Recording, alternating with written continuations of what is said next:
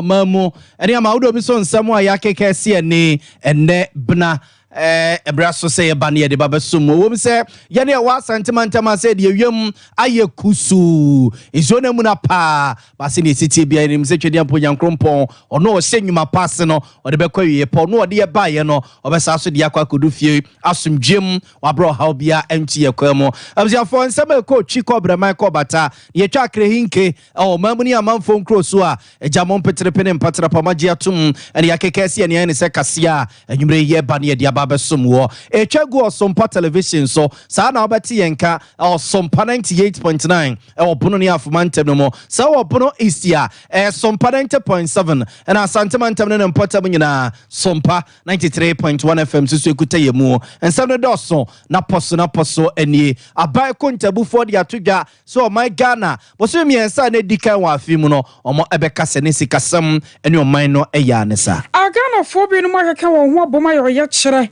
Adia fast net to person hotels 9 wode maye Rabrian Echampon and I'm home church for penny demand this amanyoku akasa e de afa demonstration ne e course no obanye pabe dia fotu ama Ghana fo was said say de ho atokwase broni so no e ya chapa tie wase abade ho mampeni da John Ajekum de wokufo da abnada pa ba santia penya hine de se konkron e no no so ka bibi e de ache mranche ne maba wa ye wo ye amayimu our pod media so koye baba boama ICT so madodo no a ede wo ho agimu opani adum ba wadi ntintima 1pp amanyuku no ma nanu ada no obepeche ma na die 1pp amanyuku nim e wa santimantem wo se so ha nani ni wo ka mampani akufu ado my Ghana bakosemu mampani a se bimpreduasa ditirimu odene na bakata sese drum de kankan ne proya ekuno yakufu ado a Asanso ana ora George ya obwachewa original minister ewo ahafo mantamu eno de to judge say abawe wa bɔ modern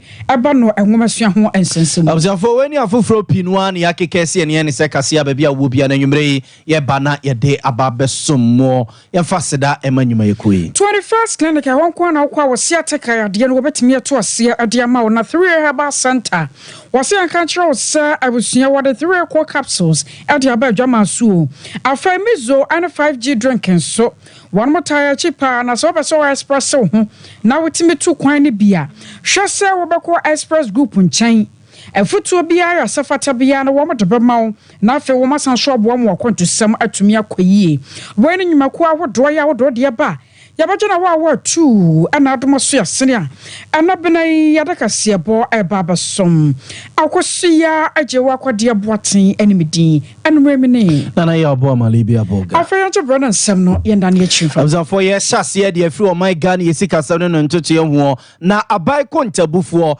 yera Professor Samuel Kobna enim pede kwanchefo da Ghana Statistical Service ya no abunkonta asese de bibi to Ghana ma de hienim se boso miensa ne dika wa fimu no omo SSC ye plus ye times ye komia equals to kwabrewa ekwarewa ko busabrewa no omo ebeka ne se no my Ghana yesika sam ya ne sa so omo ede niema egu nsane ni a omo echese sika sam peja ya ekojino ha mu nchichemu na echiripo benso ya eno no ye January ede besi March ewa fe 2024 ya ye womu ya omo chese so de kototo afre se 2023 de no ho a na omo ebeka safi enema ekoya nesa ohwe bi tisa pomdini a omo eche so my Ghana ye koyenim epega pa ena eba no bombo ho nsensem ene entutua pia abane eye yombeka se na omaisi kasam na ekoya nesa nye bibi na bete bayira homamu a enema boasha se epega na amanfo so ahokyere pia komeka se enema ekoya ne nyina mu no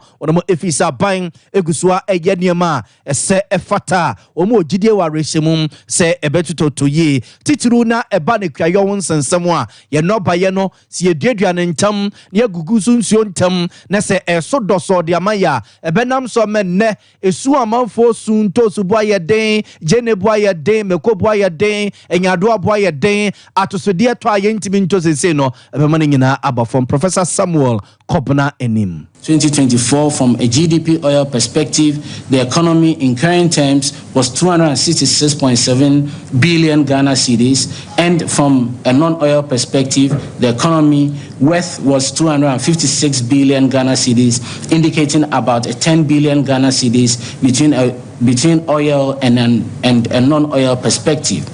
Between current prices and constant prices, after adjusting for the effect of price changes, the worth of the economy in the first quarter of 2024 was 51 billion Ghana cedis, and from a non-oil perspective, the worth of the economy was 48.4 billion Ghana cedis, indicating about 2.5 billion Ghana cedis constant terms between oil and non-oil GDP perspective. From a constant perspective, the economy in the first quarter of 2024 grew by 4.7%, and from a non-oil perspective, the economy grew by 4.2% relative to the respective growth rates of 3.1% and 4.4% for the same time period in the first quarter of 2023. This indicates that the worth of the economy has grown by 1.6 percentage points between the first quarter of 2023 relative to the first quarter of 2024. From a basic prices perspective, that is when we've not adjusted for the influence of taxes, subsidies, and transport, the worth of the economy in the first quarter of 2024 was 250.7 billion Ghana cedis from an oil perspective, with the inclusion of net indirect taxes, which was 16 billion Ghana cedis. abusuafo nti weye eye Professor Samuel Kobna enimu nti brofo tintinya yenhu koma enhu full stop bia wo mu no ne gina eye nkonta na obu ede akire omanyi boso miensa na edika wa fimu 2024 se ne yesi kasem si codify ye ho nhwifimu ne nkoma omadidie ana na oboboso ede akire ye no ani papa pian koma ya no ye kwaku awodo ye wo ma Ghana mu na keka wo ho bomu a wo mo so ayo ye kire de atia aban na wo ye kire wo ye ni nyina no afa na sentam snit adwumako no tia yote yesa hotel se basa anan bia one more share so mu ha mu chemu adiosia 60%. One more hase ra Brian the champion. One ba dane kire de ama no papa no wa ba ba ye share woda ewu mu. Na asasam no na kan obi ma nei nipa dodo no ate won wago monten so ayo ye kire ya dom kuma ewo mra hye dwafie na won eka ho bie. Ora Samuel Okujeto ablakwa wono agina dom na nimu ekasai ya wode ato dwa etrese. Se mampanyin na danko akufo adotena se ye nhwe han. Na hotels nan no ye dane kire Adama Dr. Brian Champion nyame no kwasemni wo mbedi ne ho ya paasan so man no ayewo mu no aban ajapade ye nton emfa makwa ne so no nko amfa no na busuan konkodi na se mampanyi na do aba betena se na ye Brian Champion no nko akwa hotels 9 60% share woda na watena so de a ene na Ghana no wo ne bayere pa na wo de aka so nam sunti mampanyi ne wasa na ne kine yada wode na besi form na sa hotels no yentumi enton state asset no Yema Bra Champion, Yema Freddy Blaine in Mba, Yema Ghana for hotels are a Juma. I declare profit. I share yen so. I share yen so no. I'm a Juma. I'm at thousands of Ghanaians directly and more indirectly. It ought to be preserved. Since 1966, Yaton state assets. Yenya gotten nothing from it, and it's gotten worse. Say raising conflict of interest. Omuko cabinet is all about what state asset can grab. It's a shame. It's a disgrace. It's abominable. It's reprehensible. It's un-Ghanaian. It's unpatriotic. That is not what leadership of Ghana.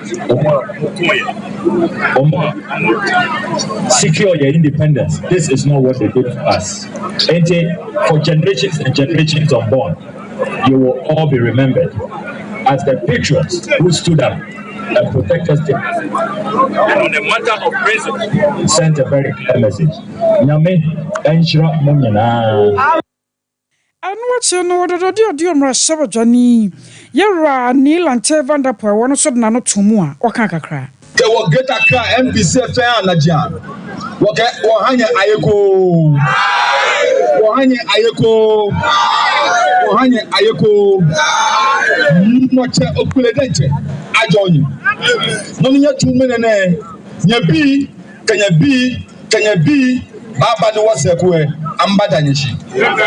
Nay, you gonna be I am no quality. Nay, you gonna be I no quality. Which of Fedente. I adanye fenshi Kenya shibye nya ashia ni modente abunya ne Kenya ya alonte dinko akafo nyete moko yitwa ne kan ekome akalaje no ne ba afo shina bele deme gestion en fait MPP à côté si moi ne ba fi anonyan moya kachole mo fe anye ne ye ne Kenya achesha jo efi no ma jo ne fe Afei Arise Ghana panyipaya odi animu oro Dramani Suleiman wana so kasa sa mampanyine yasa wobedi ni muhwamo pa to establish a firm culture which will frown on severely frown on government or state or public office holders using their access to power to buy state property. We think it's wrong when we get them with us. Oh, okay. I love doing all our things within the context of the Constitution. The Constitution of Ghana, Article 41I says that as one of our duties, we must always cooperate with lawful agencies in the maintenance of law and order. So, on the part of us, the demonstrators here, we are doing everything we can to cooperate with the police to achieve our intended purpose, which is to have a peaceful, successful, and impactful demonstration. So we can see so few things happening here or happened a while ago, but we put the police tear gassing the protesters just to mar the beauty of this demonstration. I think that was unfortunate because the agreement with the village was said that nothing of that sort would happen.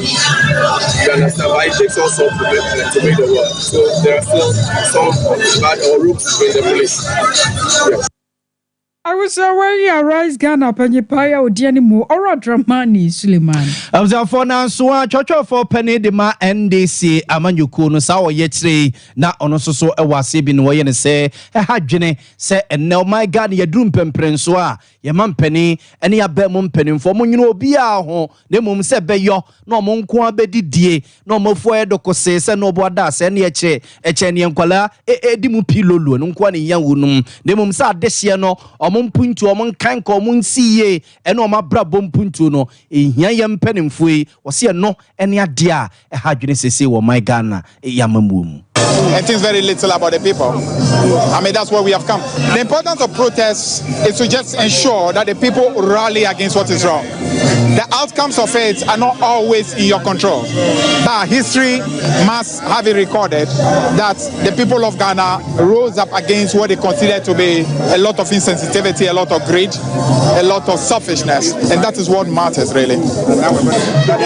What is right just has to be right. You see, the point is that we need to read that state where patriots just have to fight for what is right. It's really a shame that MPP will say all that they have said, get into power and do the very opposite. And I can tell you that within my own party, it is very loud and clear that we simply don't want a situation where we are comparing ourselves with the NPP. We need to rise up to do what is right for the country. The situation where we just have to do a little better than them, but also be the same, should I call it, selfish, corrupt people, must come to an end. The country must be number one, and that is what it is we are fighting for.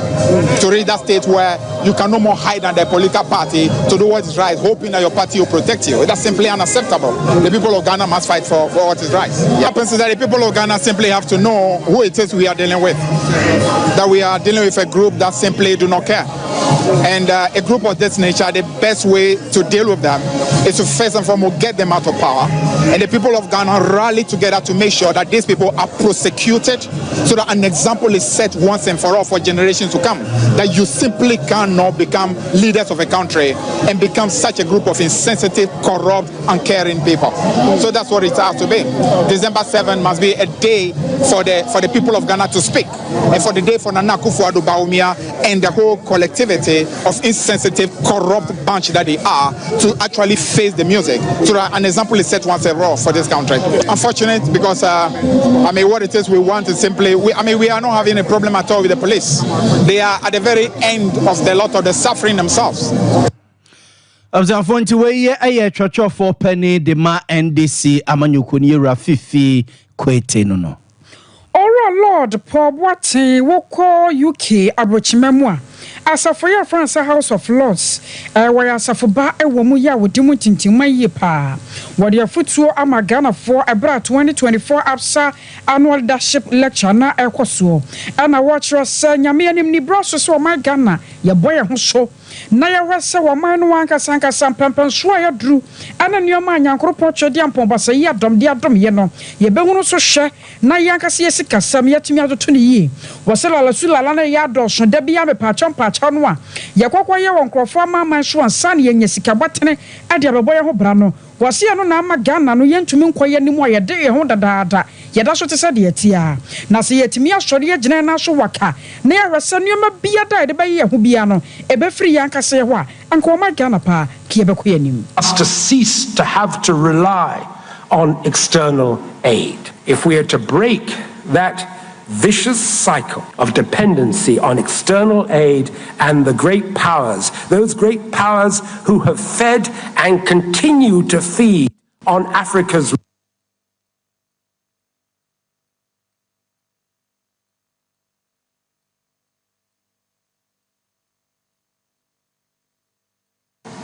we are held down in an impoverished and conflicted posture by the dependence on external aid and the great powers. It's something terrible, you know, when the statement on the internet that a Dutch passport is worth more than a Ghanaian PhD. There's something terrible when that goes viral on the internet. Say it isn't so. Say it isn't so. Say it isn't so. And if it is so, it must not be so. It must not be so. We cannot allow it to continue to be so. Leadership. That must be at the heart of our response. And you will forgive me for my passion on this issue. And you've made reference to it, Vice Chancellor. I am the son of a former Minister of Education, Higher Education and Science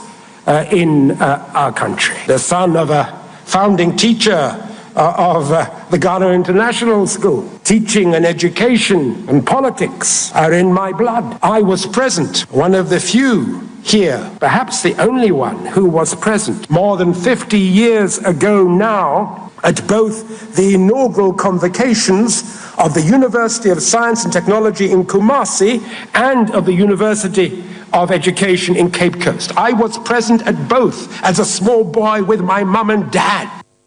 Oh Lord, Paul Boateng no asafo ye France House of Lords ye no ewo UK abochimemu eho ene wosum. Abzanfo ye nto akase no Sompa mamoni mfama nkoma mpani dada John ajekum de wokofo. Mamani tu asafi eyire so paso se dania eja Ghana made se ye bekwa kwato santire wando godogo line. Adwe mempra kwaso ye Miguel ni ato aba ayi mrasebejafo anfie nan ya awoye ni mo bekwa kwatena mrasebeja fie ma semra papa ama menu mienu Ghana yi afa ne ya pese ene na dege don papa bi efra na afi mampani a oben hyehye papa de ama yen ye beto aba na afi abato no a ye to no December bosom de to so no wonam ha beti na medical de MPP de NDC nyina bekro nsa mento aba bio ene omu nyina pe mento aba bio na ombe ye dai kese sansem no a ene mpempi na beti se Ghana madehye ye kekanesa ena mso mampani da John ajekum de awokofo abranda paba asante apagya hene de hye konkron e de adesre to branch ma ba wonanim so my Ghana baby a yaba bedro no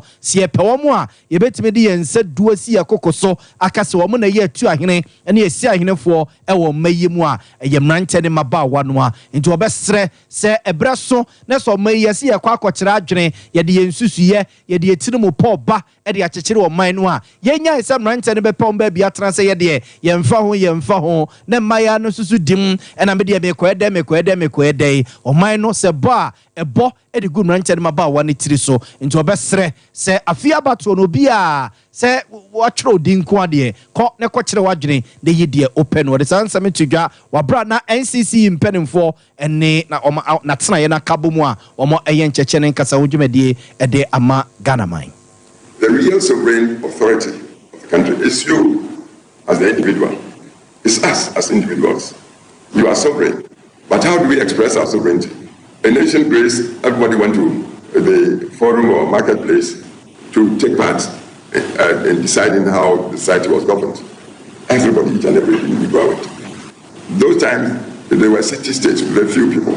Now, Ghana alone has about 30 million citizens. With your learning and mature brain power throughout our societies, if you would do what you should do as responsible citizens to try to give the nation good leadership, inclusive leadership, if you do that, then I tell you, within a few years, you'll see Ghana turning around to really become a hub, to be emulated on the continent of Africa to better the lot of humanity.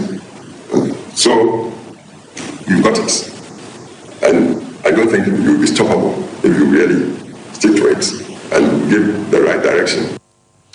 Observe nti we ye mampani dada John Ajekum de woko for about the paba asantia pija in de sekonkron ena yete nka na no si ya ena oba penny a woda NCC your mamba pa asɛdeɛ ne wo madwuma yo ene de wo so mo ye ne ense so mo ye wo na ho ncheche nyina hye wo no nsa oba penny oda no ɛsoso ede kakra so.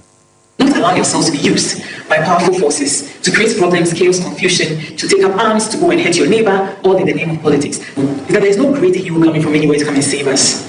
We are the ones we've been waiting for. You need to go out there and vote. At the Commission, and I'm really happy that you've launched this voter education program. Like many other organizations, NCC is happy to work with you through this campaign because, of course, it aligns with our own objective for this year, one of the big objectives, which is to ensure that everybody who can vote does vote. Because that is the only way to ensure that we continue to entrench the democracy that we have built. Observe nti we ye oba penny a oda NCC atena ye no ano ena yete nenken 2024 Miss G competition. And nana ubere yo mswati. Yeah, to us. I will say it was na very adwumade sonko a aso ye hwe my God get out there with so one more apart said e be na beboa na emaya so I see to won sense won betumi ahu bie na wo so afo ya wo no hwe my mu enkita wo there won sam so ma me esla owusu akufu wo adwumade na se no okasai na afi over 30 countries ye dom Smart Africa Alliance ewo rebimem haye nyina ye sisa kanni ye tunsa frɛ ye mamayoa umwedi mfie du miensa kopem eduonu ba 13 to 21 se omowo idea bi ebeboa ye na ya solve so problem bi ewo ya brabo mu yede abefu yebefa abefu panso ede aye sa idea na omo famra na yen ma won titie ewo abefu nieme mu a betumi di ahye omo solution idea no emu ekina na afi yesi akan omo bia o de beba no yebeso ne so na ayi dunu di mu akotempa eno ye select sa 15 ni wia ye de ombe quantity mu no mo hu kwan a ombe fa so a omo be pitch omo be ka omo idea no ho asem problem ombe so omo so kwan a ombe tumi afa be fu kwan so e de asolve sa problem no fa so a e de be bre ye nyina ye first time a ye sa program bi ye 2019 eno ye son so wie ye ye nua yemba selasi edomu kuwo ena eba ehwini ye. This was 2019 yenye bibio bepim ena ye sign 2024 ye sign esi akan ni bi COVID-19 ye nyina yetu ye suspended program ne kakra na fiewe ye ko Transform Africa Summit na ye no Kenya na omo no ana nipa 2019 wodi nkone wasa dwumade ayimu Salasi Dome Kowonu one so ne nsɛmtwerɛfoɔ ɛkasae just any panic the person is talking into kasa cash it's talking about a voice recognition system now be use one kasa voice e dia password no say say your pin e be 2344 instead of that say be use your voice to me aponche aboa eno na wo be your password asa na wait me use mobile money because solving is ye mama no mo ye grandma no mo ne grandpa no omko mobile money vendors won ho a ya omo ye den omo de omo phone e ma omo say me yi sika say because you say ne obe bo mama ka say obe bo phone na so you say ne kan obe go through mobile money process and because of that enunti na me this solution e buy enya we ya ne ketwa I friend prototype still use Wari aya Salasi Domiko no 2019 South Media Shankon wano any dinkonimu. Yet also near the Marco Amanyosimo or Dumbewa Ayubia.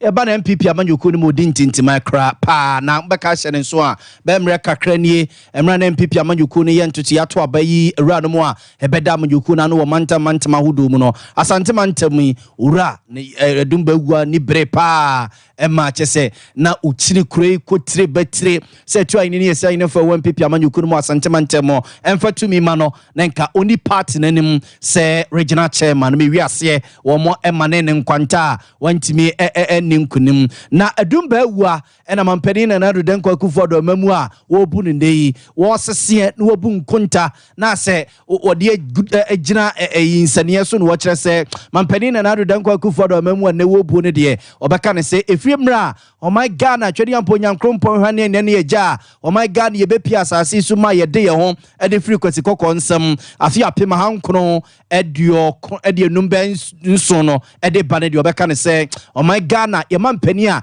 ye nya no a itirimu odene na sabi eba kro no so ososo e wona ba mu a usa Akufo-Addo wa wonyo bia wose ene yesi afre bibi Paulugu multipurpose da momusie yento blog kura na so yesi bet $12 million ye hu ba bi afa yesi National Cathedral etu amana donko adwira dan ene japade agu a besi ne ye hunu de ekoso bia nto ne office mampani na nadu danko Akufo-Addo krono no doso e wona mamuomu since independent Akufo-Addo government anya MPP party Akufo-Addo government is the most corrupt government in the history of since independent. Adumbe was, and I can prove. Like I say, Korea Northern Region, Paragugu Dam, $12 million. Ya says I can, and so kwa one blog of Korea. Blanca never. Ya titu asasiama amana and a daho. Ya say millions of Ghana cedis. Mehe ya bomu krono eno edaho. Yenye na ukroma sisi aradapa. Nisika de. A whole 24 hours near the machine. Intimi finance and can diska. The machine it's Kagugumpase, sanitation minister, baller minister. And as a baller minister, Krasene a good impasse, energy minister, Seno, finance minister, Seno, Yankano Kroma, NDC. I cannot say so many things. MPP is 10 times corrupt than MPP. 10 times corrupt than NDC. Dumbe say, and I can prove it. I'm saying for swap for Koda Hospital, America, we yale Koda. After say, Yashani Yari, no, Sika de Betria, the hospital Bona day. Nipom de Giska, a command, money to Tria, the hospital building, Madame Focao. Any that now saying, Minister Du Kroma, the Korean accounts meaning access 3 years in office. Any Nitria, and young Kola Kroma. Yes, I part when the Esha Akufo-Addo, but in Kophobia, be hijacking, Kolan baby politicians, a be hijacking. No good party anymore. You Kroma President Akufo-Addo mobile. Any any way. And then Kolan be a yeti party no more board that person and hold party no. And no good party anymore say. A scale good political community system of fear. Any mina. And I say best say Ghana. The better Ghana first. I don't bear say Ghana first. And ya know party at the Akufo-Addo sana me cannot cray. Now cannot cray baby ya. Sana yam power say Akufo-Addo. Tamo any past 17 ekunyano me ofa ejebe wa no kan me wa so me ofa ne o mapanyi Kufo. So me see me fair and justice me support Akufo-Addo. Observe nti we ayo ra dumba wa na yetene kana no akire wasaso de so one day o kama wiase nyina tese wono no mampania be de echi Dr. Alhaji Mahmoud Bami enne wono etu Frank Adia MPP amanyuku no woni nachi enko campaign bia no officer bane de MPP awia titim na me nka ho so da because ba omi ni nothing for Ghana economy na de man no nti ye ko fa ne bai busa se wa ye ho adwuma busa se dollar ye sei dollar saying this who said a draw we are not to draw let me a draw be a friend antibiotics me torn bear 1 month me torn 120 Ghana cedi and then me call 300 Ghana cedis aday and so bianca and I'm sure no dey kwakoshe ditch me say bawumia or nothing for Ghana menta obi Ghana first are calling for united front we are calling for alliance. For the man be president or for more alliance. On Dr. Kobranda Ako, Isa Mobila, Aka, Gusitano, Pakwesindu, no domina boom, no mutimi $2. Sam Renedu. I'm calling for everybody to come together and put MPP on the side and put Ghana first. It's about Ghana, it's not about MPP. For way ayora a dumbewa, nanu ya MPP amanyuku to aba. Na omayi mpenimfo beda amanyukuna no manta mahudumu na osi etu ahinefo nto abama no na omaye regional chairman MPP ewa Asante Mantam na yete ne nken yenko oma no so ye ne chairman Bute enkodi enkomo MPP amanyuku no titinafo abedi ekire eno no chairman ye mo adwo yeah mejima di se ho ye chairman na mi adum no mpa bonti no ye fa ye de rade se adumba wu am party no nka ho bi wo ho me chair waiting for do my maybe I know person can with the because you need it and on car or independent and as well quite dear me who be free back na ensemi o work can say since independence man penia kufuado and na oye abanya just say na by na ye west na ono also so Ghana first sa ensemi matia na oh, me and the meti, na meti, and the other meti. Na meti, na I myself from Kaka because everyone was on the move there, sir. Abane West, and I go PMPD. So I MPP for your papa, and I go PMPD. Chairman. Then cooperate regional chairman war Ashanti region. I go pray PC when you. I go pray as Anthony Regional Chairman where okay. Where madam Sir. Where madam I mean I want New Jersey. No, New Jersey. New Jersey, America, yes. Na what is asemi? Say no see your down for now say work we your one. Oh, my friend about maybe there and we here so better. O party no enya no jeze o so kwaya o ta for my party no party wa bra wo pa o no yes chapter me be ba em no chairman of the kwa we New Jersey oh sir eti say o pe bi no enya no jeze enyi nti o so bo abai na chairman so bo party na shi no the for personal interest in kwadi no musa and come dey come kasa na mtiate na chairman ne nsem a waken kwambi so no ebe ha party no kwambi so no mo candidate Dr. Alhaji Mahmoud Bawumia wodi party nanim as flag bearer o say ono onye campaign man ofi say oni bibia de ma o campaign ya koye man ho oni campaign ya koye man ho o ma ga sa mi ensa wajina nyina wuluzu ye ndi ne It's a party no nsemi mo be twena so mo be friend no mo be ndey I know so or the party na mu pipi for mo dey be friend okay e be friend ada say be no warning letter na visa but the visa ono ga no e bia na ba bi o no na o ndi ba bi ye na mo friend no design be ba oh sa no ni ba bi ye say oh say me amini pa me so no e bia no ni ba bi ye ndi na oba na sa ndi o da mu nyaro Chama. But I'm friend na mo musa no e madam. Me do say kwa ko ne ma me na wotwe. Oh. Me ya ne ma me wi ya odi na wotwe me dey twa wi ya. Chama okay. Asama dumba wu okay man pedi akufu ado amamu ene na ban osu hu ne sei. Ah, na ba me na ba wa ya nwuma de akufu ado abai. Ana mo njeki. Opa. Me the education crowd here me the you remember na we mo am san nyina hu e education o ko wu mu no nyoma wa ye your friend say that do we see and schools do what about me ndc buja on your 12 nyina ni nyina me wo me remember na we no bi ahwe oba your friend say health me remember ba no agenda 111 the way you see your friend say hospitals are Edis Buja or Betua we near no answer ye apart from agenda 111. You know the problem way. A quiet way a central region. But region be idea the problem. No government. I know about why you must have. I'm telling you. That's it. Chamanti enya no krese mampani na nadu dan kwa Akufo-Addo aban o se Paulugu multi-purpose dam mo se mo ye $12 million ene ye hu ba bi sika na fa National Cathedral sika akomu amana nko an ye hu no ho no mo enti ofise aban ya aban bi a asese bi krono wo mu dodo krono bi enim National Cathedral o man seal money no dem a omo enti omo na committee ni na ye no power fiscal bi atwa so ya ade no na ba ye krabe Itinya dia I don't know currency dia wo ana ma ko dey film mo so bi dis ka wo we dis ka o ade no won tumi enwi o si kana wo ya de bia omo untunye no dos do so ho free NHS sa na union no ye untunye ye no o ye one this is one factory do aba system no agenda wa do akaka do omo wi do omo wi ni ka ni akaka do omo wi bebre what our country are going to make. You were a conformable or party no more, or Yashi, Memicao. But I don't think I was ever to a party. I did our brother there, one side. I do say,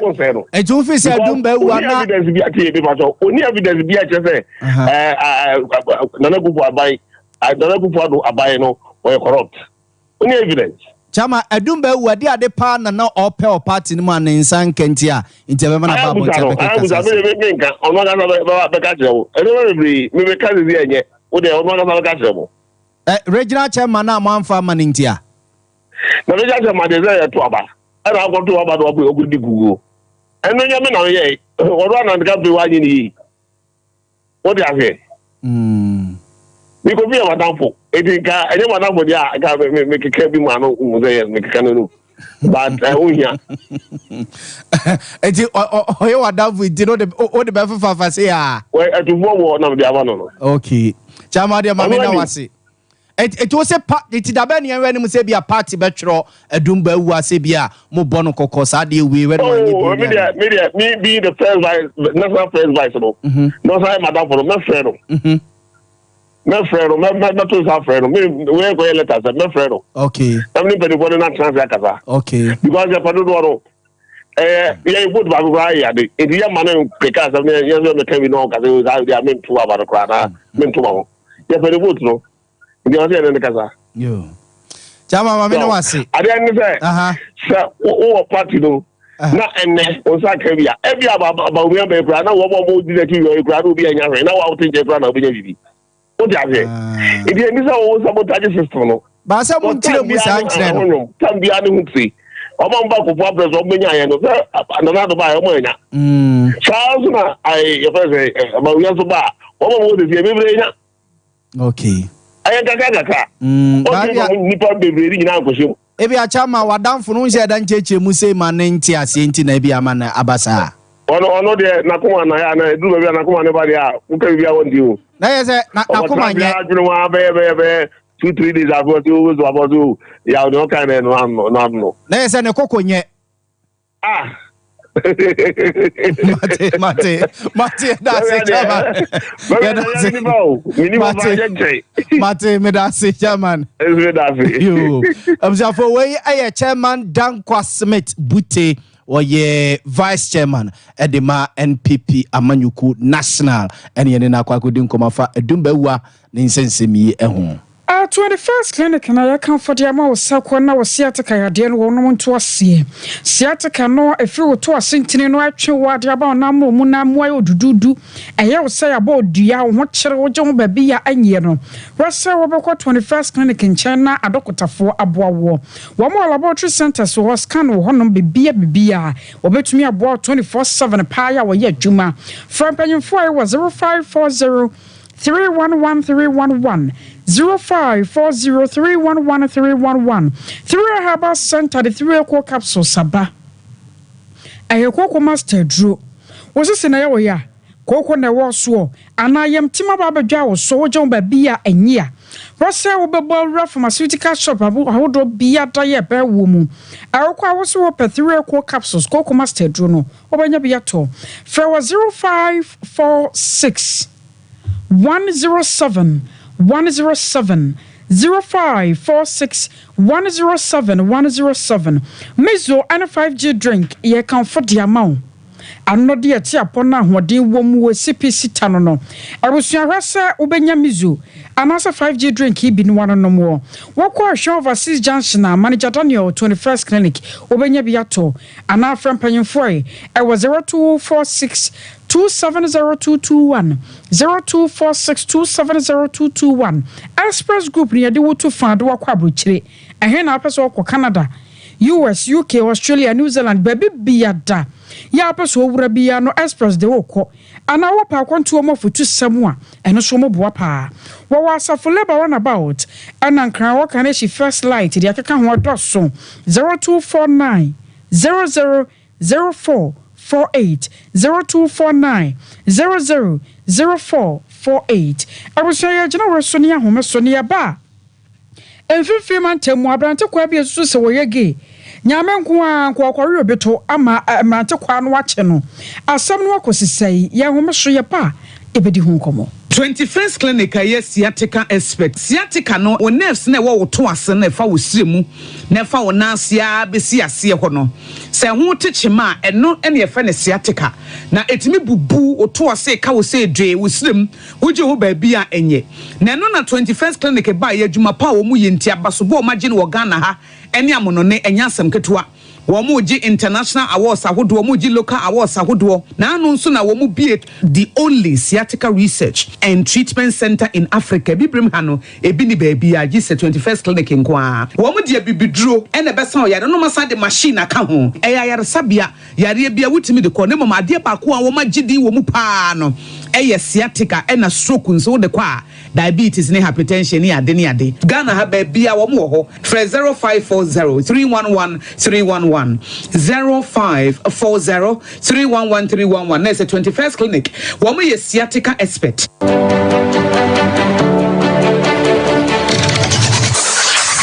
Introducing Mixer 5G Sparkling Drink, a whole new refreshment in a can. Mixer 5G is a tasty non-alcoholic drink. It is a perfect companion for all your events, including parties, weddings, and funerals. It is made with green tea, ginseng, guarana, grapes, and grapefruit.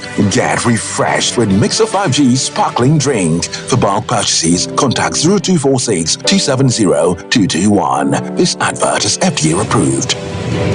Brakasa ye duabon waso a ne dwumedi wo nipadua biara pom den ene na brabo mu ne hie yi pa enye brakasa nko nuaba ne haban bi te se ko nsusu a abonwono ne dia akeka ho no kura enwanunu ahodo a ekọ animu yi ankasa brakasa ne sa nuaba yi binom ne akeka bobudi afa abefo kwan so a ye de aye brakasa powder siesi nipadua na abakwa ahodo no ho ban afrimpani yade ne yade ahodo pi ho fa enkodate de ma baako freduane anopa ne anwumre anafa enkodate de ma baako woni suhie yeti anopa ne anwumre wobra wodidi awie ubenya prekese powder to Kingswalk Herbal ne Heroes Herbal Accra Okesi Drug Lane Dani Herbal Kumase Mensa Takrade Mose Pharmacy ne Greenlight Pharmacy Sunwane Kashenkari Supermarket Asantoa Herbal ne Bibidro Depot Techiman Sewa Herbal Mampong etufo mfre 0550 19 15-14 prekese powder eye aduane san ye dro FD ahwehwe sankratu emu agi atum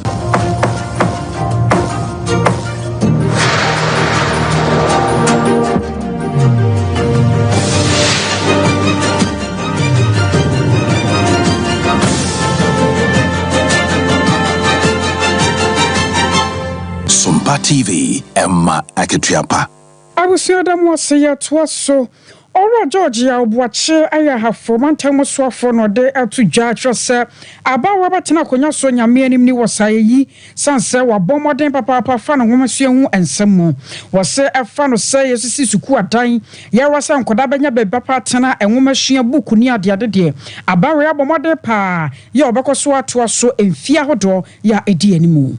The best is that the opportunity has been offered you to add value to yourself. and become useful citizens in the future and contribute meaningfully to the development of the nation.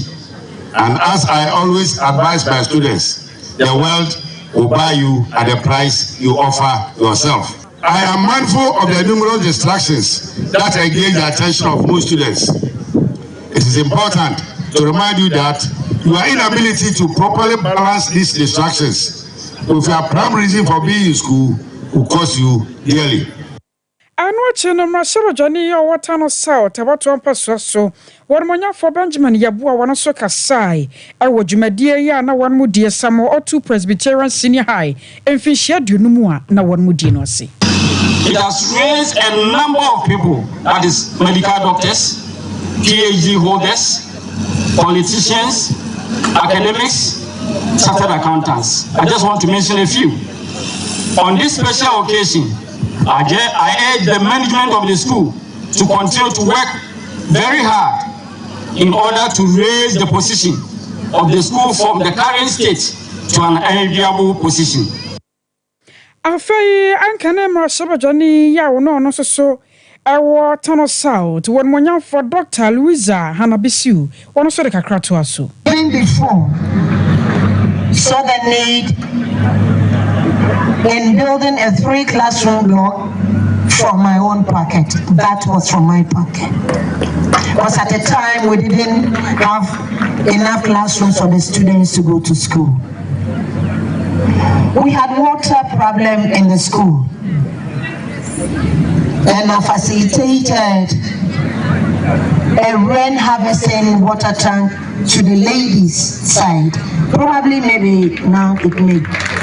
I don't know whether it's still working, but I actually brought people from Paris to come and fix it because that's where I got it from. This is a school that we have contributed so much. As a political party, at a point in time when I was leading. Apart from the 3-unit classroom block, we can all look at the edifice, which is supposed to be an administration block.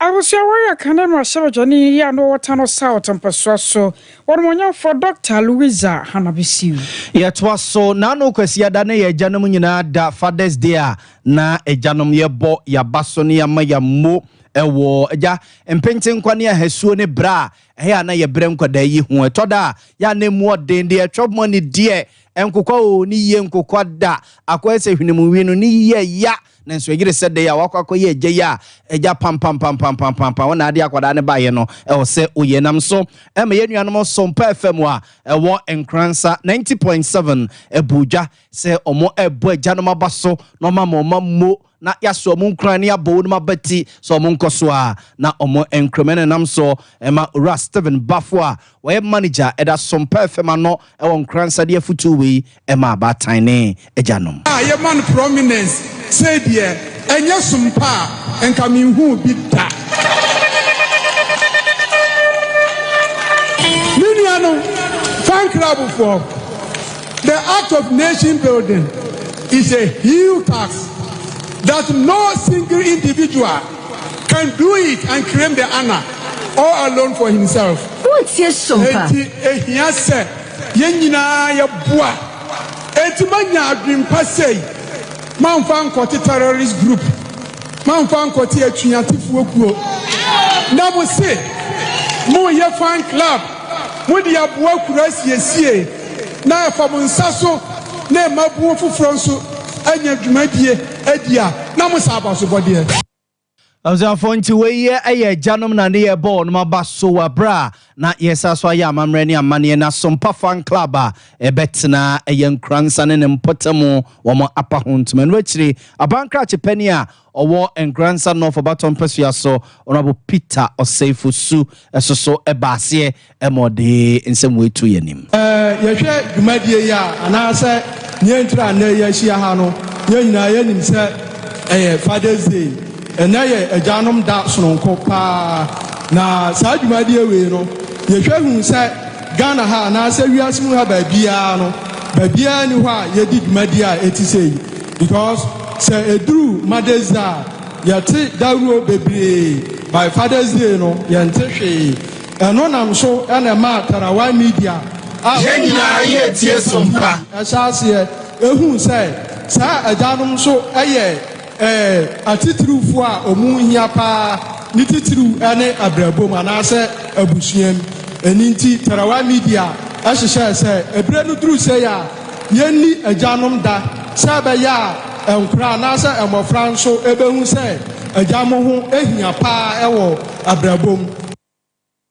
Na eno ache na Professor Kofi Abraham momani tua se ba no dwom se nyame nwum dwom a enya asem keto akra ono so no na dwumadi na owase bia ode we eto asomaye.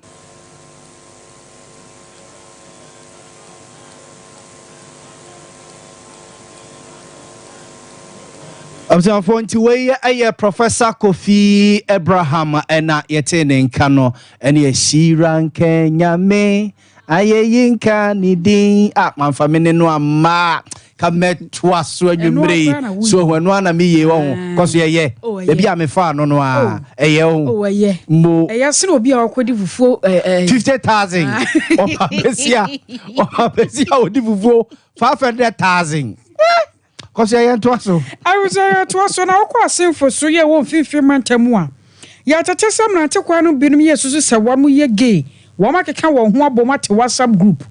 Na WhatsApp group na won mo atie no de omuye no se wo ho no mo a obo se no wanya message bi wo phone so bo akọhwe no ne ye de waka group bi ho. Ane a group no de mu video so nya asem keto aturumu ntunku a ene omu yi ni ho. Na abrante kwa bi e friend se Junior sa WhatsApp group wo mu bi. Ana wakoda de aba abrantie bi ya sanka obekwa na eja wakwa akwa ni tumuo eti warmo hyehyɛ ho sɛ hotel bi a ɛno wa asenfo su hɔ wɔn bɛkɔ na eja turumuntu no watimi akɔso sabra no so sɛ na brante kwa no na wayi kromafo ne bi no masotire enti bra wɔn mo kɔ no wɔn so so hu yi a abusua ane yɛsɛ wɔne sɛ ka kyerɛ koraa kromafo no sɛ ne yɛsɛ bi aboa brante no no nyame nko a sanka wɔn mo gye ne nkwa ade afiri ne nsam yɛne wɔra bi a friend sɛ Ibrahim Shama wano ya prophet ya okoko pie so bie hunu de na ekọ nyina wano ya mane boni Eric Anna na twetwe nkomo a kyerɛkyerɛ mu sane asem ne sipote adene ta me kan me copy o mo so se o mo bo no na me bisa boy ni se ade na o mo bo no e na boy se ne o mo kleti gay for group na boy ba ko maslachi wo ono no ono mu onim kwa o mo fa so mo de no maka ho ntinu e o ma na o ma frɛ no se o mo pese o mu sia no ene no ye dey ekoye gay eti o mo so se masensi boys no so no ya na o mo so a group o mo frɛ no no ogitu mu se boy ni mbra no no so ye gay ni bia eti boy ni bedu ho no frɛ ye no mo kwete na o mo ye dey o mo bo no eti mi kopie so a me bisa boy na nkasa se o ye gay ni bi no se ai o ye gay ni bi no obi na introduce ni ko mu na mi bisa se o mo introduce ni ko mu no like one mema da saying and answer say no mema nada no say the first time o ko mu no boy bi fra Accra by no ne be die na the second time ni anko no dey fresh our boy no tell masalachi wona enko no ne ekwa akoda e na omo de che na omo de ball no me ana me je no free boys ni sem di ko ni fie I was ya why ne akoso wa sin for so ya won fifi mantem yeah the more e come man kranso abonten so ya tese eduano musumi for war man kranso abonten so afo no southwest abaton pesu ya se kekrekekri bi ya yiniti ada ya bia omo besi omo masalachi na omo akotwedi amponyankrompo nim akwa bompaye asetwedi amponyankrompo Allah so ntonsupa emebi nso adehia o man kranso ne o mai nyina so no asementimo ase bi ya ba ho enam so ma chief imam abedi akira o man kranso ne mpotamum Imam Ibrahim achechensemu seidi akyereye sala kitwa pa kitu ha ana ni efre nyame o ma be se park no ka ni kitwa no ye ko ba bibi ana ko ko fre nyame na we ni imam so to hwa anhwa ana se ngada wo fa afidie ko ye park ni so yie ye ko ye park ni so yie ha ye penyi jisi ye no ba ya wo sa de ndino mo fa ye mo ba yan kan kire no a wo ba ye park no nti de da horo no aba ye ni ye bua no oni no so wo pa ba ne mo ana so wo no wo ye na so ye bua ye ho a adenti na baba kasa shaya aha ntini dia wo hono no abzafo nti we ye Imam abedi akira wo man kranso na yete ne nkan Na Sheikh Zakaria Ibrahim wano ya Doma Central Municipal Chief Imam no so de afutuo to dwan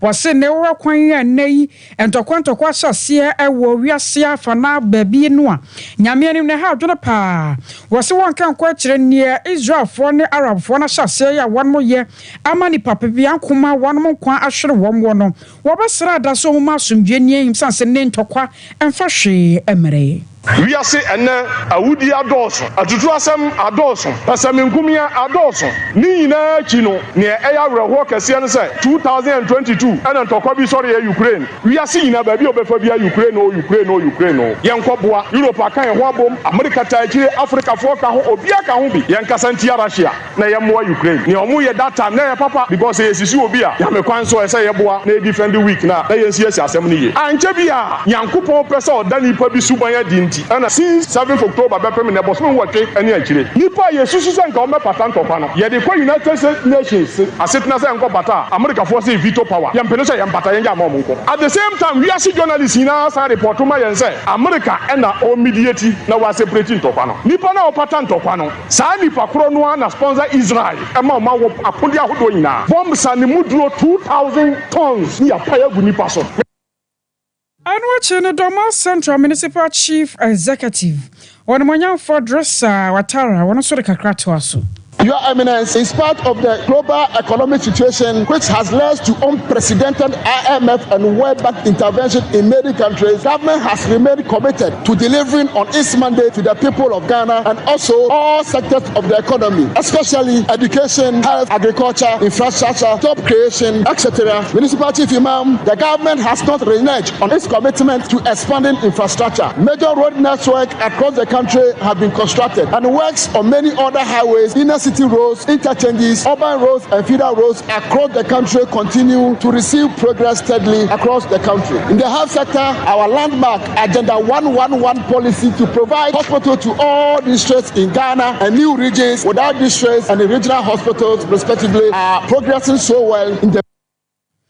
I was away at Doma Central Municipal Chief Executive Officer no Ora Dresser Watara. Yeah, General Sonia den 7 nyina si aseda kwa dia